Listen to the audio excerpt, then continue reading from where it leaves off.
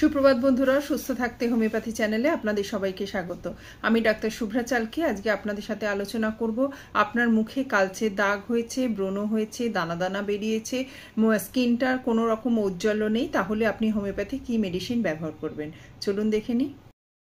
আপনি মুখে অনেক দামি দামি ক্রিম লাগিয়েছেন, অনেক পয়সা খরচা করেছেন, কিন্তু তার সত্ত্বেও আপনি যেরকম চাইছেন আপনার স্কিনটা কিন্তু সেরকম হচ্ছে না। আপনি সেরকম ঔজ্জ্বল্য পাচ্ছেন না স্কিনের। আপনার সারা বছর ধরেই মুখে একটা দানা দানা হয়ে থাকছে, ব্রণর আধিক্য খুব বেশি আছে এবং তার সাথে সাথে মুখটা খসখসে হয়ে আছে, স্কিনটা খুব ভালো নেই, কোনো রকম গ্লো আসছে না মুখে। এইসব ক্ষেত্রে আপনি যে মেডিসিনটা ব্যবহার করবেন সেটা হচ্ছে homeopathy Burberry's aqua mother tincture. এটা আপনি কটনে করে লাগাবেন দিনে 2 বার, স্নান করার পরে দুপুরবেলা এবং রাত্রে শোয়ার আগে লাগাবেন। তার সাথে সাথে যদি আপনার স্কিনের অবস্থা খুবই খারাপ হয় সেক্ষেত্রে আপনাকে এই মেডিসিনটা খেতে হবে, কিন্তু খাওয়ার আগে অবশ্যই কোনো ডাক্তারের সাথে কনসাল্ট করে নেবেন।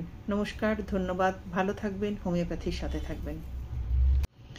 বারবেরিস অ্যাকোফোলিয়াম, এটা যেটা দেখাচ্ছি এটা আপনাকে জার্মান মেড দেখাচ্ছি, এটা ইন্ডিয়ান মেডও হয়, আপনি WSI বা SBL যে কোনো কারোরই পেয়ে যাবেন।